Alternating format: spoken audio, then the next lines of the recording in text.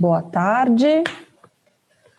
Estamos iniciando o ciclo de palestras da ABMA Nacional, né? Uma iniciativa, essa vai ser a primeira palestra com o tema A Saúde Humana sobre o ponto de vista da trimembração, com o doutor Paulo Tavares.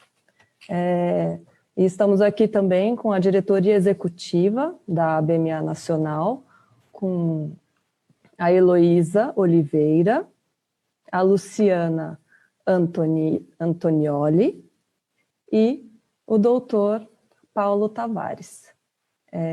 Vou passar agora a palavra para o doutor Paulo Tavares. Antes eu vou compartilhar aqui com vocês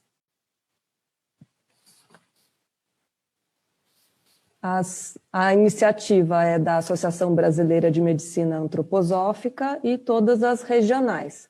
Regional do Ceará, Centro-Oeste, Minas Gerais, Pernambuco, Rio de Janeiro, Rio Grande do Sul, Santa Catarina, São Paulo e Sergipe.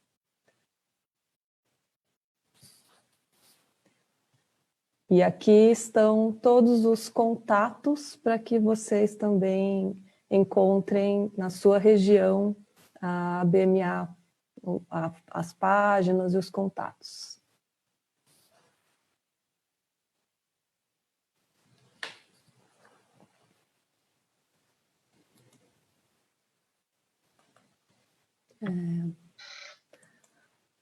Então, doutor Paulo, você pode começar a sua palestra Saúde Humana sobre o ponto de vista da trimembração social. Muito obrigada. Obrigado pela sua apresentação, Lisa. Então, nós vamos hoje ter o início desse ciclo de palestras, que a gente espera que seja longo. A nossa ideia é de aproveitar esse veículo durante o tempo de pandemia e talvez mesmo depois dele para divulgar um pouco no Brasil a antroposofia, a medicina antroposófica e todo esse processo que nós vamos desenvolvendo ao longo de 60, 70 anos aqui no nosso país. Então, tudo que eu vou falar hoje vai falar a respeito de uma só forma de observar o mundo, que é a antroposofia. A antroposofia é um estilo de conhecimento, né, um método de conhecimento que foi criado no final do século XIX, o Dr. Rudolf Steiner, um cidadão do Império Austro-Húngaro, que nasceu por volta de 1861 e faleceu em 1925. Então, esse senhor, que era um filósofo, um pesquisador, e que tinha uma interação muito grande também com outras ciências, ele desenvolveu um método que se chama de antroposofia, e esse método de antroposofia tem em uma das suas bases o estudo da obra do Wolfgang. Nós queremos pedir desculpa a vocês, houve uma queda num dos links, e eu falava sobre o trabalho que o Rudolf Steiner, o fundador da antroposofia, fez no Empório de Goethe, e com isso ele desenvolveu um método baseado num processo fenomenológico, num processo de observação, e eu queria dar exemplo para vocês a partir do ser humano, né? Se a gente observar o organismo do ser humano, o organismo como uma composição dos seus órgãos, a gente vai encontrar que alguns órgãos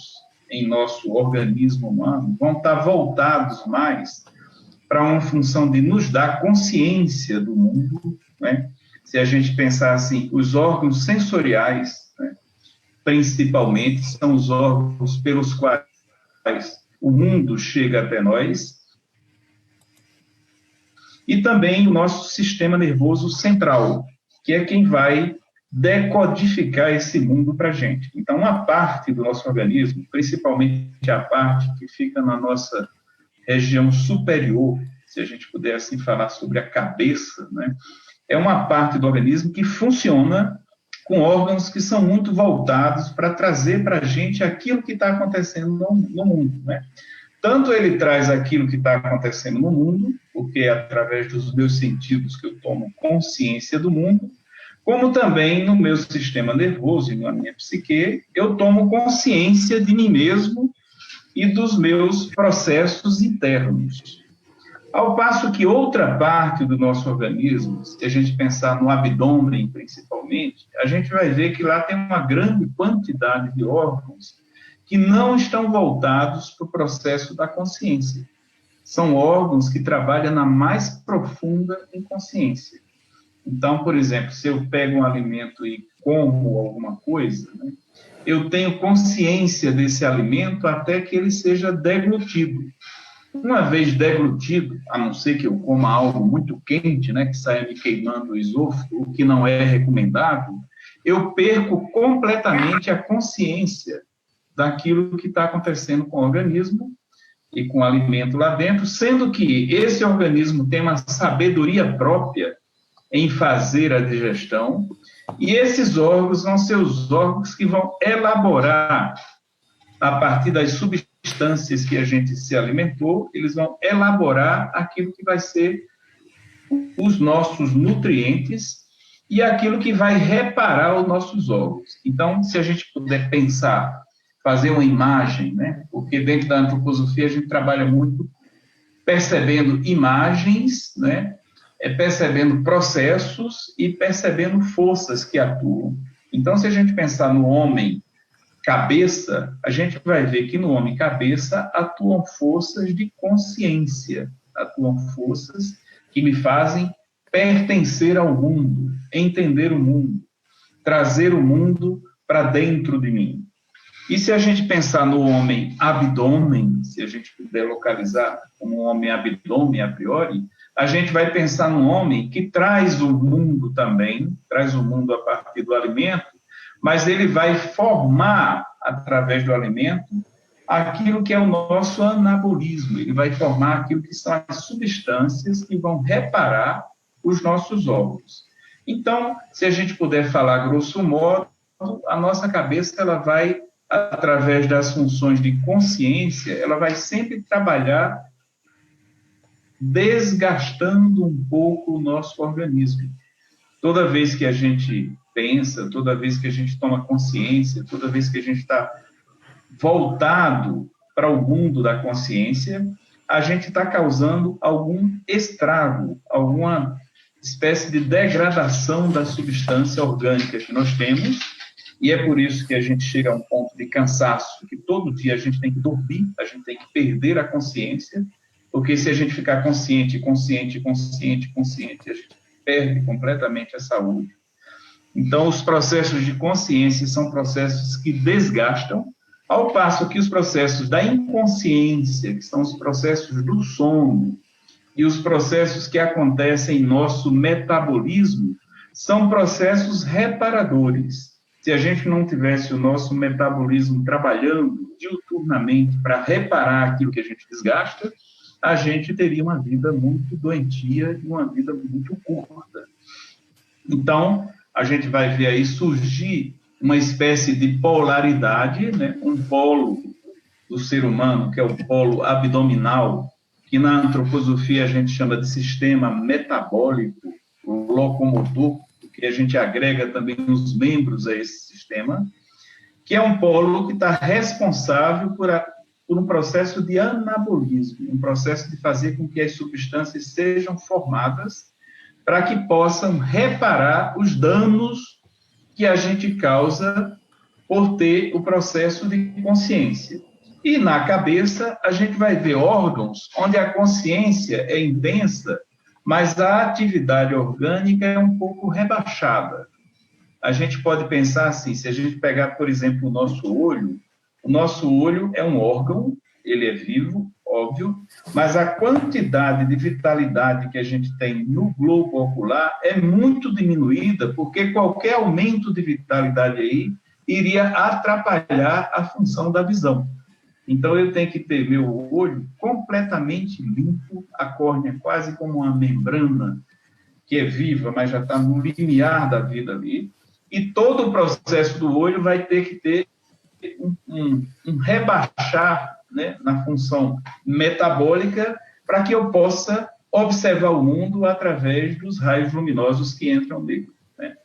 E no nosso sistema nervoso, toda substância proteica e toda substância, os carboidratos e tudo aquilo que vem pelo nosso sangue lá de baixo, dos órgãos anabólicos, vai ser usado de forma a criar uma certa degradação nas proteínas e uma quebra nas moléculas de glicose, que é o que vai nos dar a energia para a gente poder usar do nosso pensamento.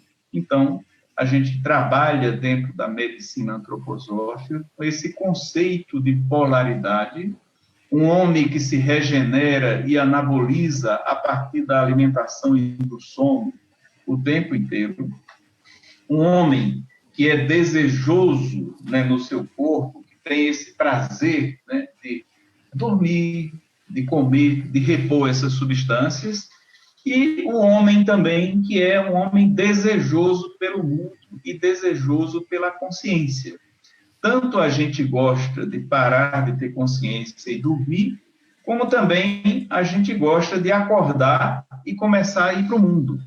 E o que vai manter a nossa saúde nessa polaridade é exatamente a não deturpação de um ritmo, né? Se a gente for observar esse ritmo, ele é um ritmo mais ou menos de 2:1. A gente passa 2 períodos do dia, cerca de 16 horas, desperto, quase que mergulhado no mundo, sendo excitado pelo mundo e desgastando o nosso organismo, né? E a gente passa 1/3 do dia, cerca de 8 horas, ou deveria ser 8 horas, preferencialmente, repondo as nossas energias. E nesse processo há um equilíbrio entre as forças da consciência e as forças da inconsciência. Então, para intermediar esses 2 processos, a gente vai colocar agora um terceiro processo, né? A gente tem um processo do sistema metabólico locomotor, abdômen e membros. A gente tem o sistema neurosensorial, órgãos dos sentidos e sistema nervoso central. E no meio, a gente vai encontrar as forças do sistema rítmico, o sistema que é formado por 2 órgãos de capital importância no nosso processo de saúde, né, de fomentação da saúde, que é o coração, que é um órgão essencialmente rítmico, que bate a vida inteira, né, e só quando termina a vida que ele para de bater, e o nosso pulmão, que tem esse processo de expansão e contração também durante toda a vida que a gente está na Terra. Então, a gente vai ter um sistema metabólico que anaboliza, que nos deixa inconsciente, né, que faz com que a gente viva todo esse processo da digestão sem ter nenhuma consciência do que está havendo, né? O lanche que eu tomei há pouco, ele está sendo completamente quebrado em aminoácidos, glicose, ácidos graxos, tudo aquilo que vai ser o produto que vai entrar no meu sangue, mas eu não tenho a menor consciência de que isso está acontecendo e também não tenho a menor ingerência sobre esse processo. Eu não posso fazer, a partir da minha consciência, uma ingerência sobre esse processo. Ao mesmo tempo, em mim também está acontecendo que alguma coisa que eu formei no meu organismo e que caminhou pelo meu sangue, tipo uma glicose, que chegou até o meu cérebro, ela seja quebrada em água, CO2, e libere energia, e é essa energia que vai ser liberada, que eu vou perder, eu vou degradar a glicose, que eu vou usar para viver a minha consciência. Então, a gente tem um binômio no ser humano, que são forças de consciência e forças de inconsciência que se alternam ritmicamente.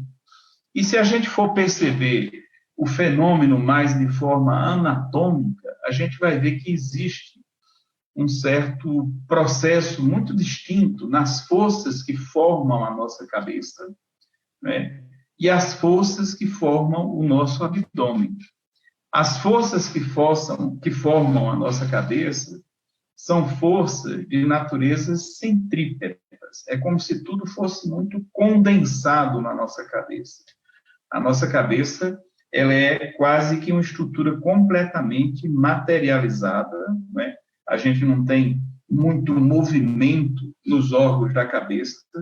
O único osso móvel que a gente tem na cabeça é a mandíbula, e assim mesmo o movimento é muito restrito.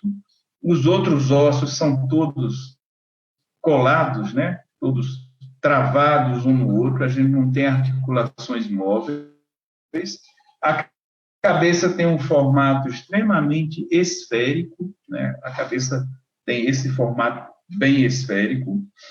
E se a gente passar para o processo lá do metabolismo, a gente vai ver que essa lateralidade, essa simetria que a gente apresenta na cabeça, né? A cabeça é quase uma parte do organismo, que se a gente partisse ao meio, o que a gente encontra de um lado está espelhado no que a gente encontra no outro. Se a gente for para o abdômen, onde está esse outro sistema, nós vamos ver que existe uma assimetria muito intensa. Você vai ter o fígado todo de um lado, o baço do outro lado, o processo das vísceras intestinais, ela vai estar distribuída de uma forma não tão regular. Então, na cabeça, a gente vê que as forças são simétricas, centrípetas e endurecedoras. E que nesse domínio da cabeça predominam forças do catabolismo. Catabolismo, na linguagem médica, é força de destruição da matéria orgânica. Força onde a matéria orgânica perde a vida para dar função à consciência. Então, quando o sangue chega cheio de vida na nossa cabeça, é como se ele morresse um pouco e nos desse consciência, e ele volta, então, para ser regenerado na parte mais baixa do nosso corpo. Então, essas forças que estão aqui são forças de contração, centrípetas, endurecedoras, de natureza mais esférica, né? E onde não há um grande movimento, nem de órgãos, nem de vísceras, e também não há muita libertação de calor, muita liberação de calor.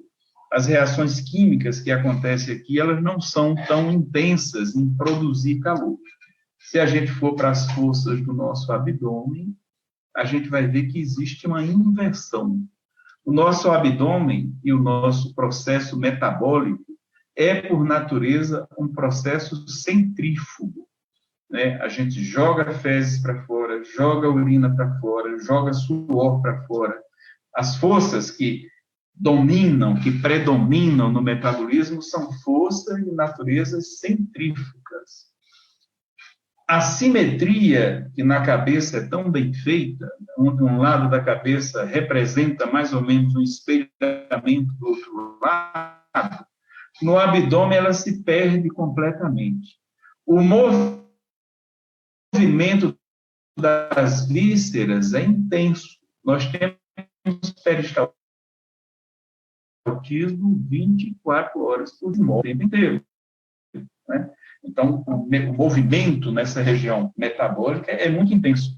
Há, pela própria natureza da digestão, um processo de libertação de maior calor.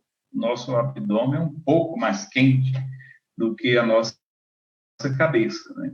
E também, se a gente for olhar a composição óssea da cabeça em relação à composição óssea do nosso abdômen, a gente vai ver que os ossos da cabeça, eles recobrem, eles guardam dentro deles a substância orgânica. Ao passo que no abdômen, a gente vai ter só a coluna vertebral, que é uma pequena coluna de ossos nas nossas costas, que é totalmente envolvida por tecidos moles.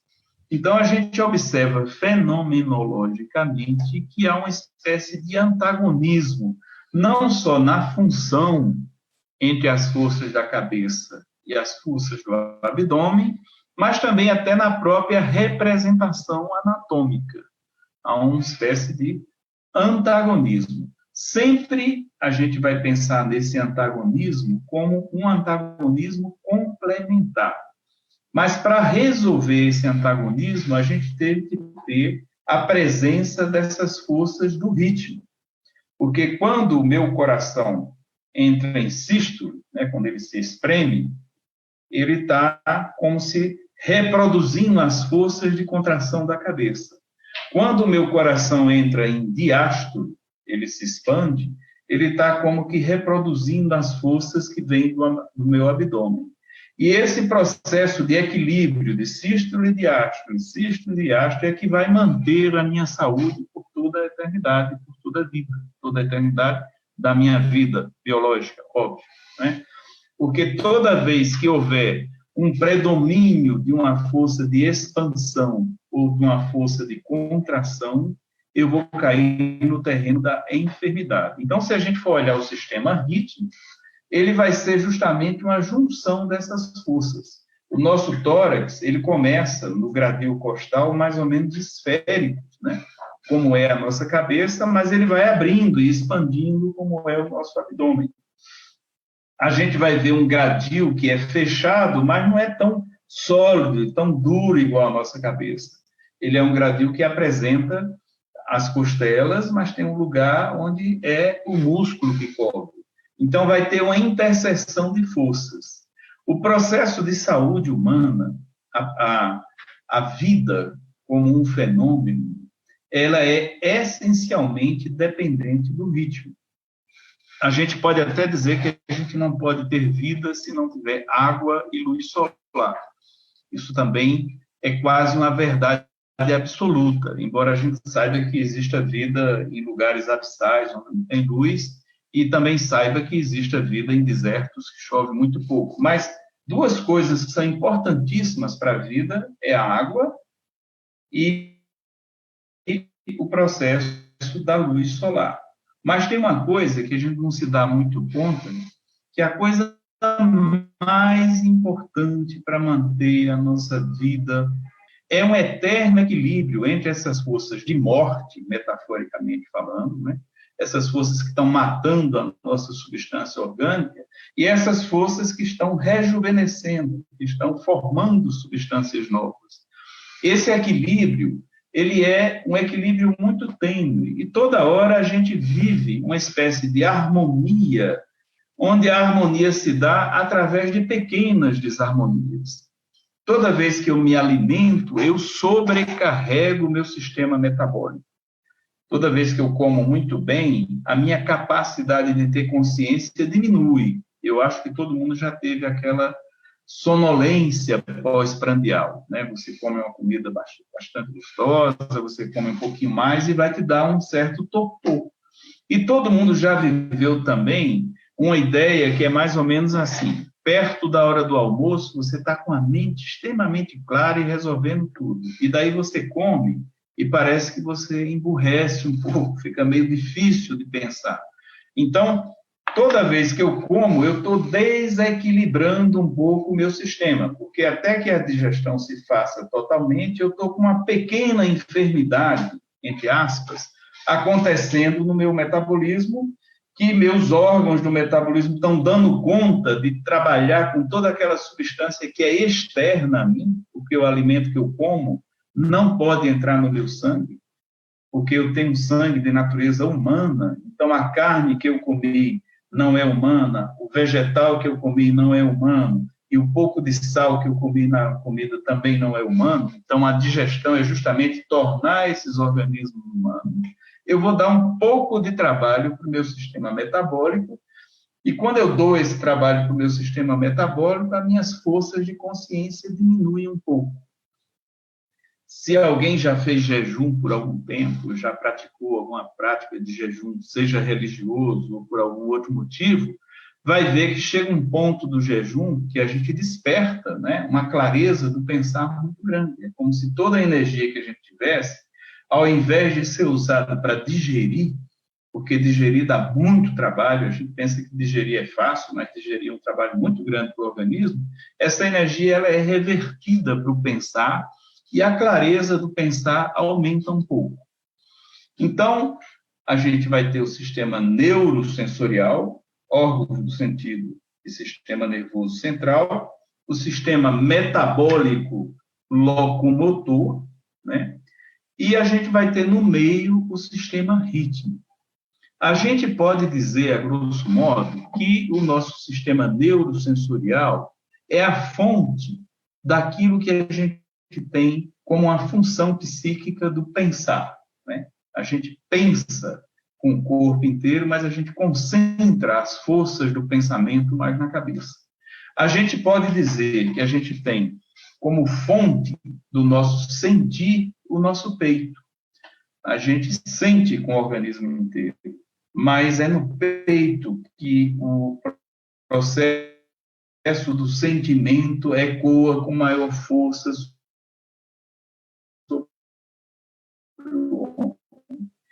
E a gente pode dizer, a pulsão de se alimentar, a pulsão sexual, a pulsão de viver, se concentra nas nossas vísceras abdominais, né? Então, a gente vai ter o pensar, o sentir e o querer no abdômen como se fossem funções psíquicas que estão ligadas a essa qualidade desses órgãos que estão atuando aí. O ser humano é um todo, e ele é um organismo. A gente nasce com muito mais força de desejo e força metabólica do que quando a gente está velho.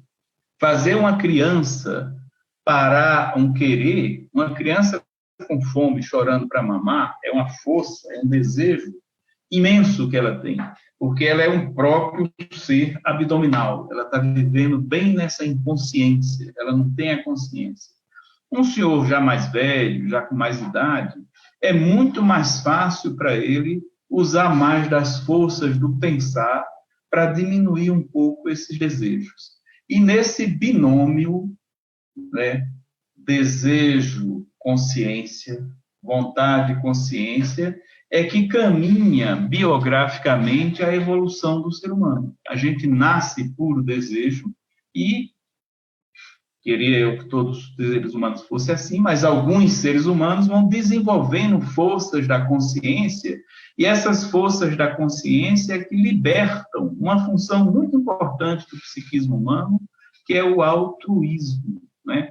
Quando eu não vejo só o meu desejo, mas eu entro em contato com o desejo do outro e começo a me preocupar também com o desejo do outro. Então, na medicina antroposófica, a gente tem uma ideia de que tratar uma criança é diferente de tratar um adolescente, é diferente de tratar um adulto, é diferente de tratar uma pessoa mais velha, porque cada um está vivendo essa organização do metabolismo.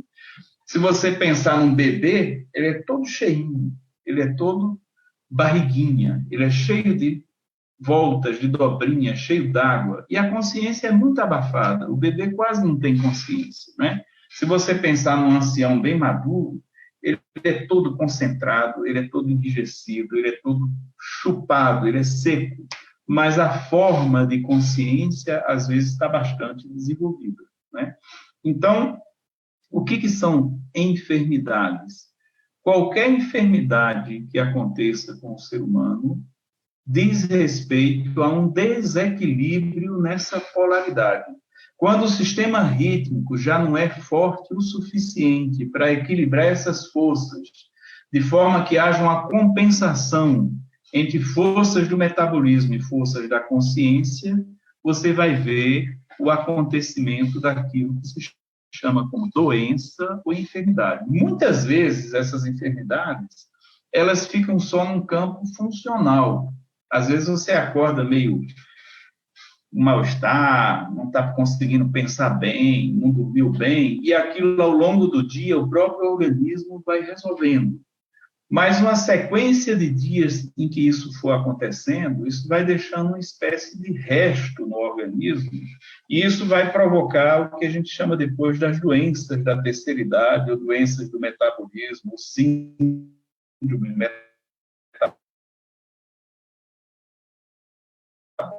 metabólicos, esses processos do mundo de hoje, porque nós somos uma geração muito sacrificada a partir das mudanças de hábitos do nosso sono.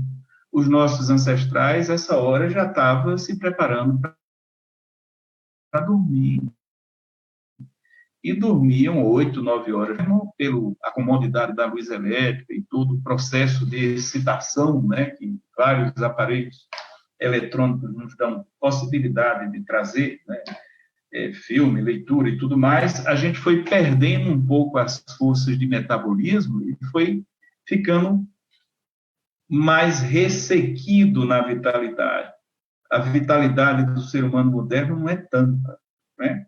E toda hora a gente vai ver o aparecimento de uma polaridade nas enfermidades, e uma polaridade a gente chama de uma polaridade inflamatória. Inflamar é exceder um pouco o metabolismo. Quando tem muito metabolismo no lugar, acontece uma inflamação. Então, as forças que estão predominando nessa doença inflamatória, geralmente são forças que vêm do nosso abdômen e do nosso metabolismo. E, por outro lado, vão ter doenças onde o predomínio da força vai ser um predomínio de forças neurosensoriais, forças de endurecimento, forças de esclerose, né? Quando a gente começa a formar cálculos renais, cálculos biliares, artrose nas articulações, depósitos de cálcio dentro de artérias, a gente está meio que endurecendo o nosso corpo. Então, há uma polaridade também nas enfermidades. As enfermidades inflamatórias, elas são enfermidades por um excesso de metabolismo que não foi contido pelo sistema rítmico e que, com o passar do tempo, causam inflamação. Só que a gente tem que ter em mente que quando a inflamação é muito grande, é como se fosse tão alta aquela inflamação que ela vai redundar também numa esclerose. Ela vai causar depois uma cicatriz, que é uma espécie de um endurecimento. Do mesmo jeito que a esclerose, se for muito grande, ela vai causar processos inflamatórios.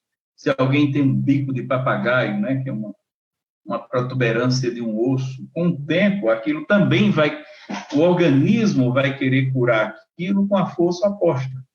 Então, um bom médico antroposófico é aquele indivíduo que consegue ir arrumando aquela polaridade de forma que esses excessos de metabolismo ou esses excessos de função neurosensorial não aconteçam tão fortemente para que não haja o aparecimento de enfermidades. Só para ilustrar, eu vou dar um exemplo muito simples de um resfriado comum. Para que meus órgãos sensoriais funcionem bem, eu preciso que eles estejam com muito pouco metabolismo. Quando eu tenho um resfriado comum, não precisa nem ser uma gripe, esse resfriado vagabundo, meu nariz enche de secreção, meu olho enche de secreção, meu ouvido tem um pouquinho de secreção, e aí tudo aquilo que vem do mundo, eu já não consigo perceber da forma como eu percebia. Ou seja, um pequeno aumento de metabolismo na parte da cabeça, ou, metaforicamente falando, se a nossa barriga subir um pouquinho para a cabeça, ela vai fazer um estrago muito grande nos processos dos órgãos sensoriais. Se isso for muito intenso, a gente vai ter verdadeiras doenças perigosas na cabeça, como inflamações, meningites, encefalites, que são terríveis de tratar, né? Então, isso é um exemplo de algo que deveria estar contido no abdômen e que, por uma não atuação correta do sistema rítmico, essa força passou, né, entre aspas, subiu o morro acima e campeou nos órgãos sensoriais, aumentando o metabolismo de um lugar que não deveria ter tanto metabolismo. E o inverso a gente pode ver numa questão da formação de uma concreção, de um cálculo renal, digamos. Aquela força que na cabeça é normal, que é uma força de constrição, de dar consciência, né? Ela, por alguma razão, vence aquilo que é saudável no nosso organismo, que é o sistema rítmico, tentar equilibrar, e ela passa para o sistema metabólico. E aquele rim, que eu nunca tive consciência, porque ninguém sente o rim, ninguém tem consciência do rim, eu vou ter uma consciência aguda e muito dolorosa por esse processo de cálculo que vai se formar, e ao passar naqueles canais tão estreito, né, que são os canais do sistema urinário, vão causar uma consciência. A gente tem que pensar que a dor é uma consciência no lugar onde a gente não deveria ter consciência, né? Então, quem já teve algum processo de litíase renal vai saber que a consciência é intensa e que a dor é muito intensa. Então, para que a gente mantenha a saúde humana, a gente tem que estar sempre permeado de bons ritmos. Ritmos para comer, ritmos para dormir, ritmos para descansar ou fazer atividades físicas, ritmo para fazer atividades intelectuais ou não fazê-las, ritmo para afetivamente se relacionar com pessoas ou também se recolher um pouco para meditar. Em todo o processo humano, você pode incluir algo que é saudável, algo que é curativo, que é a presença do processo rítmico. E a partir dessa consciência dos ritmos, a gente pode ajudar esses órgãos que formam parte do nosso sistema rítmico a fazer a função que foi dada para eles, que é a função de equilibrar essas forças de constrição que vem de cima e essas forças de expansão que vem de baixo. Então, dessa forma, a gente estimula o aparecimento de uma consciência no nosso paciente e de uma consciência também nos médicos, que a gente ajuda a desenvolver o trabalho antroposófico, a perceber o ser humano a partir de tudo aquilo que a alopatia já nos diz, porque nada do que é estudado na escola de medicina, digamos, é relegado. A gente sabe da função pancreática, função hepática, tudo aquilo está dentro do contexto que é real, mas a gente vai um pouco além nessa interpretação fenomenológica do homem. A gente vai ver a doença não só, a gente pode pular uma lâmina, ver que é uma hepatite, o fígado está lesionado e tal, mas a gente vai pensar também, quando o fígado está muito inflamado, né, e criando uma hepatite, é bem possível que depois ele, para tentar curar-se, ele desenvolva uma esclerose, ele vá para o lado da cirrose.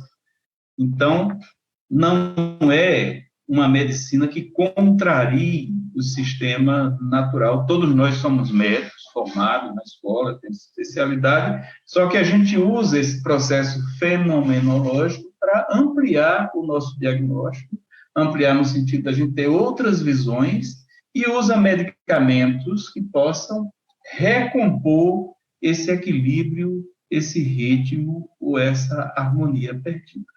Então, para não tomar muito tempo de vocês e para a quantidade de informação não ser muito intensa, nós vamos parar por aqui. Eu gostaria muito, em nome da ABMA, agradecer a vocês pela presença de todos. Essa é a primeira palestra de um ciclo que eu imagino que vai acontecer durante muito tempo, né, dessa forma e de outras formas também presenciais, e a gente, como instituição, se põe completamente à disposição para responder dúvidas através do site da ABMA do Rio de Janeiro. A gente também disponibiliza as regionais de cada estado para serem acessadas, né? Vocês podem ir na página da ABMA Nacional também e fazerem perguntas. E quem tiver interesse em aprofundar mais esses conhecimentos, nós temos um primeiro nível, onde a gente recebe todas as pessoas que trabalham com a área de saúde, ou mesmo pessoas que estão interessadas em conhecer a antroposofia, que é um pequeno curso básico que a gente faz um curso básico, vai dar as bases teóricas da antroposofia, não tem nada a ver com medicina, e para os médicos, né, aquelas pessoas que são médicas e querem fazer um processo de conhecimento da medicina antroposófica, que é privativa de médicos, né? Então, aí existe um curso que dura geralmente um ano e meio, que tem uma carga também de ambulatório, de educação, digamos, de supervisão posterior, que aí é uma formação para médicos, né? Então, se você não é médico, mas tem interesse em conhecer a antroposofia, você pode ser um sujeito a frequentar um dos cursos da ABMA, não para ter nenhuma formação terapêutica, mas para conhecer as bases da antroposofia, até para ficar mais fácil de você, se um dia quiser tratar com algum médico, entender mais ou menos o que está havendo. E se você é médico, além desse curso básico que você faz para pegar a base da antroposofia, você vai, então, fazer o curso que é destinado, um curso de médicos, onde quem dá aula são os médicos, onde o trabalho que é feito é com os médicos, para a gente desenvolver essa forma de percepção do ser humano sob o ponto de vista da medicina. Então, uma boa noite para todos, uma boa quarentena, e vamos torcer para que tudo dê certo com todos e que a gente possa voltar o mais cedo possível à normalidade da nossa saúde. Um abraço. Paulo, podemos abrir para umas perguntas? Acho que sim, se não for cansar o pessoal, acho que sim. 5 minutinhos, acho que vai. Acho que é uma ideia boa. Um colega está perguntando um pouquinho mais sobre o ritmo. Você pode falar um pouco mais do ritmo na saúde? Como que a gente traz na prática o ritmo do dia a dia? Bom, se a gente pensar, todo o processo do ser humano, ele tem um processo baseado em alguma coisa rítmica, né?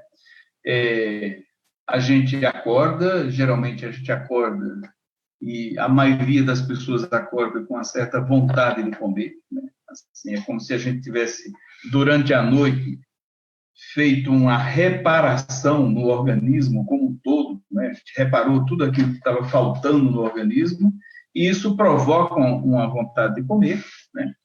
A gente passa mais ou menos amanhã, a maioria das pessoas também não comem, aí a gente vai ter uma outra refeição ao meio-dia, ou por volta do meio-dia, a gente vai até o fim da tarde, algumas pessoas usam um lanchinho, né? Mas nem é tão recomendado. A gente vai ter novamente uma refeição mais forte no começo da noite, e também a gente vai ter, às vezes, um pequeno lanche antes de deitar. Então, se a gente for olhar o processo da alimentação, ele tem um ritmo. No mundo moderno, às vezes eu estou numa reunião, às vezes eu estou atendendo, e não posso fazer esse ritmo muito bem. Então, às vezes eu quebro o meu ritmo alimentar. Eu comi de manhã, viajei, só vou poder comer 4 horas da tarde, e daí de noite eu como muito. Existe no nosso organismo alguns órgãos que lidam com esse ritmo da alimentação. Por exemplo, o nosso baço, além da função imunológica que ele tem, que é muito importante, né? O baço é como se fosse um acúmulo de sangue que a gente tem do lado esquerdo do organismo, que quando a gente se alimenta, esse sangue vai então fluir para fazer uma espécie de aquecimento do nosso estômago. Eu estou dando uma imagem metafórica, tá? O sangue é uma coisa quente, e vai ajudar o estômago a lidar com aquela digestão que se começou ali. E o baço vai fazer esse ritmo entre as forças que são completamente de fora, que é essa coisa, eu me alimento agora, passo 5 horas sem comer, depois como de novo, depois como 1 hora depois, e aquilo que está dentro, porque o meu organismo, ele tem ritmos. Se a gente for estudar a dinâmica dos ritmos circadianos do nosso organismo, a gente vai ver que, principalmente, o sistema hormonal é todo regido por ritmos. Só para exemplificar, o sistema hormonal, no que diz respeito à reprodução feminina, ele é extremamente ritmado, né? Um ciclo menstrual de uma mulher, claro, não de um homem, né? Ele vai ter um processo extremamente ritmado, né? E uma mulher saudável deveria ter mais ou menos o fluxo sanguíneo, a menstruação, de 28, 29 dias, mais ou menos mimetizando, né, aquilo que é o tempo que a Lua leva para fazer um ciclo lunar também, né? Então, a gente pode ver esse ciclo, a gente pode ver o ciclo do cortisol, né? Quando a gente quer saber um pouco sobre como anda o cortisol da pessoa, a gente pede para fazer um exame pela manhã, cortisol basal, em jejum, e outro por volta do fim da tarde, para a gente saber se está havendo um processo de ciclagem, né?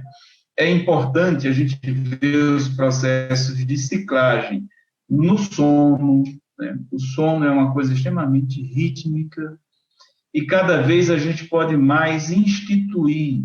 A gente tem que começar a ouvir o nosso organismo para a gente reconectar novamente com o nosso ritmo. Então, um médico antroposófico, além de um prescritor de medicamentos, né, medicamentos, sejam eles alopáticos ou medicamentos antroposóficos, ele também é um sujeito que educa o paciente a buscar nele mesmo quais são meus ritmos. Tem gente que tem uma produção muito boa à noite, tem gente que produz mais de madrugada, tem gente que produz mais ao meio-dia. E todo esse processo está ligado a um biorritmo, a um processo que está acontecendo no sistema orgânico e que a gente vai ver que esse processo é que vai gerar saúde como resultado. Então, os ritmos mais comuns que a gente vê é sono-vigília, alimentação, na mulher o ciclo menstrual, no ser humano como um todo, o ciclo da idade, não é? Às vezes uma pessoa tem muita dificuldade de envelhecer, né? Envelhecer não no mau sentido, mas de amadurecer na vida, essa ideia do sempre jovem, que hoje está muito na moda. Às vezes você vai encontrar uma pessoa muito amadurecida muito cedo, também uma quebra de ritmo, né? E os processos rítmicos da própria semana, do próprio dia, né? Toda semana tem um ritmo, né? Você vai no auge, na quarta-feira você chega num processo onde a semana está bem cheia de coisas, na quinta vai afrouxando, na sexta todo mundo já está sem gravata, no sábado parece que ninguém trabalha mais, no domingo todo mundo já está voltando de novo a uma certa tensão. Então, há um ciclo, se você olhar também vai ter um ciclo mensal, né? O mês, no começo do mês e no fim do mês vai ser mais tenso. Se você olhar também vai ter um ciclo anual, né? Se a gente perceber o dia de hoje, pelo menos aqui em Brasília, é um dia mais fresquinho, um dia mais fácil de ficar em casa, um dia que chama mais para uma interioridade. Se fosse dezembro, eu ia estar suando, ia estar um dia esplendoroso lá fora, com muito sol, com muito calor. Então, a gente tem, mais ou menos, nas 4 estações do ano, uma ciclagem que o médico também incentiva o paciente a perceber e ver como ele reage a esse ciclo do ano. Então, de forma geral, eu queria que o colega me perdoasse, porque é muita coisa para se dizer em pouco tempo, mas acho que essa exemplificação já deu para dar uma ideia de como é que a gente trabalha isso. Quer passar para outra pergunta, Luciana? A gente... Uhum. Oi? Estou te ouvindo. Tá no... Eu acho que você está com o microfone fechado. Fechando, não sei se é isso.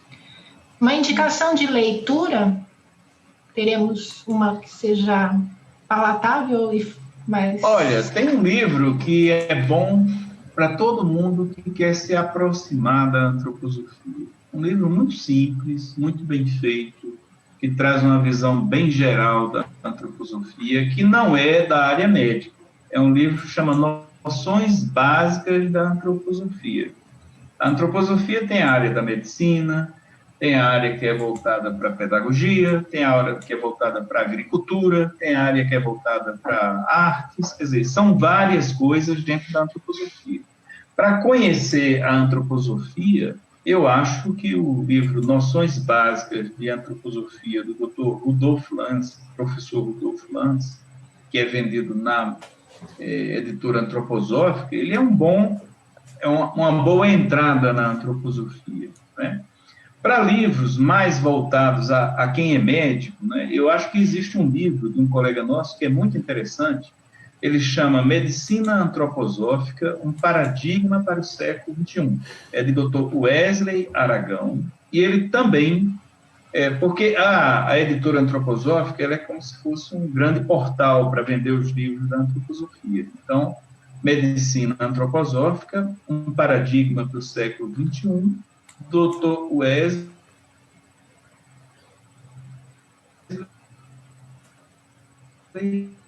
Aragão. Acho que também é um livro que envolve mais um conhecimento de saúde, poderem ler. E para as pessoas que não são da área de saúde, as noções básicas de antroposofia traz mais ou menos o modo de pensar da antroposofia.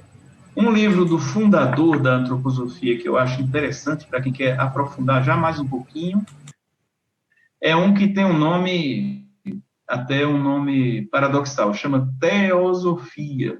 porque o Rudolf Steiner, antes de fundar a antroposofia, ele fez muitas palestras na teosofia, né? E esse livro, quando foi lançado, tinha o nome de Teosofia, e também isso ficou ao longo do tempo. Então, é um livro do Rudolf Steiner, o título do livro é Teosofia, aí já é um livro que vai dar um pouco mais de substância para pensar, e também você pode encontrar na editora Antroposófica, que é quem fornece os livros do Rudolf Steiner também. Acho que esses três já é uma boa entrada, e também em várias cidades do Brasil onde tem a BMA, tem grupos, né, grupos de estudos sem compromisso de curso. Quer dizer, aqui na BMA do Centro-Oeste, em Brasília e em Goiânia, né, nós temos grupos de estudo aberto ao público. Tem grupos que é para médicos, aí já é um grupo diferente, e tem grupos que é aberto ao público, e também nós trabalhamos associados à Sociedade Antroposófica Brasileira, que também tem grupos de estudos, né, que aí tem uma denominação que é um ramo da sociedade, que pode ser encontrado em vários locais do Brasil, e onde você vai conhecer mais profundamente a antroposofia. Geralmente no ramo tem pessoas que estudam há mais tempo e vão recebendo essas pessoas novas que têm interesse. Existe um site, que é um site nacional, chama-se Sociedade Antroposófica Brasileira, e lá você vai ter a orientação de como encontrar na sua cidade, ou próximo da sua cidade, ou até manter um vínculo com a Sociedade Antroposófica Brasileira. Finalizar por aqui, né? E agradecer muito a participação de todos, dizer que a BMA está totalmente à disposição em todas as suas regionais para acolher quem queira saber mais ou qualquer outra informação a respeito, né? E que, se tudo der certo, isso vai virar uma série de palestras, né, que vão ser apresentadas visando, assim, ampliar esse movimento antroposófico, ampliar o conhecimento de todos a respeito da antroposofia. Então, uma boa noite a todos, né, em nome da BMA, e agradecemos muito a participação de todos nesse evento. A gravação vai ficar disponível no Facebook, vai ser compartilhada por todos. Paulo? Eu queria só fazer um agradecimento especial à Luísa Paterno, que possibilitou essa coisa acontecer. Com certeza. Para mais gente, tá? Eu sou muito grato à intervenção dela, ela é uma do Facebook e nos ajudou muito, tá? E bem como a toda a BMA, e desejar a todos uma boa noite, tá?